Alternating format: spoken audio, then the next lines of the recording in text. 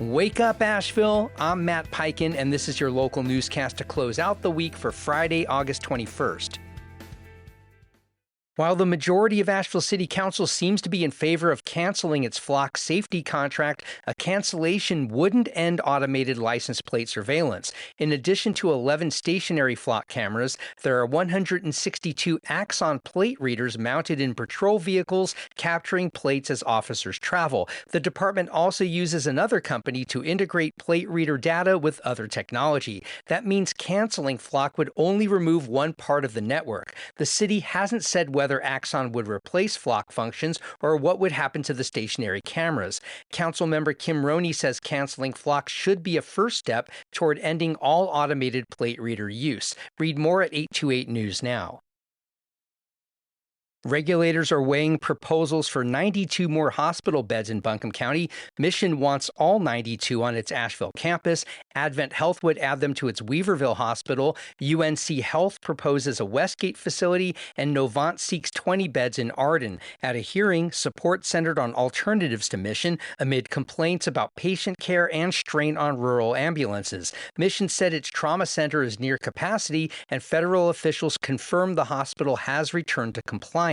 The hearing also exposed distrust after regulators awarded Mission 95 beds despite community opposition. Read more in the Asheville Watchdog.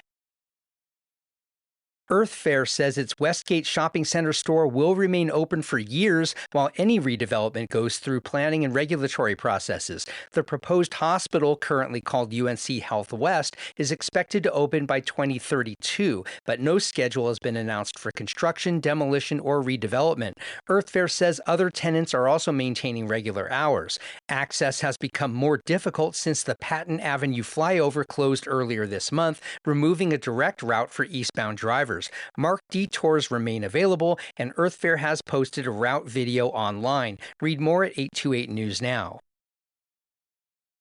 Nearly 152,000 acres in the Pisgah and Nantahala National Forests could face road building or logging under a federal proposal to end the 2001 roadless rule. The change would return decisions to local Forest Service officials, though the Agriculture Department says it wouldn't require roads or timber harvests. Federal critics say the rule hampers wildfire prevention and forest management.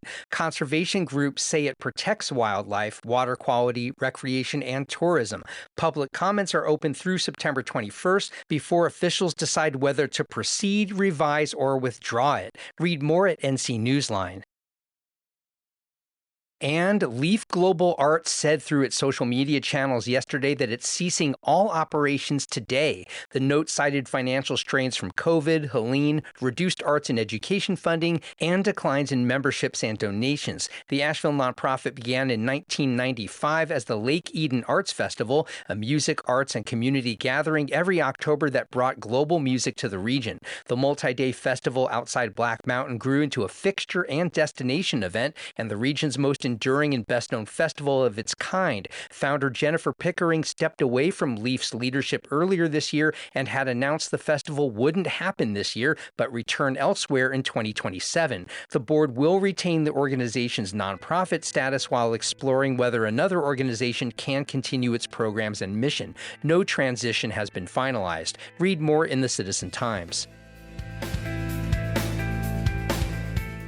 Before I let you go, I want to let you know about something happening this weekend. New York's infamous Blue Note era returns to Mars Hill for a special encore concert at Mars Landing Arts Center, 7 p.m. Saturday. Civil Disobedience is a project from New York bassist David Ambrosio, rekindling jazz born from the politically conscious underground of 1960s New York City. If you like jazz, it's a concert you're not going to want to miss. It's prefaced by a 20-minute documentary about the making of the project, which starts at 6:30.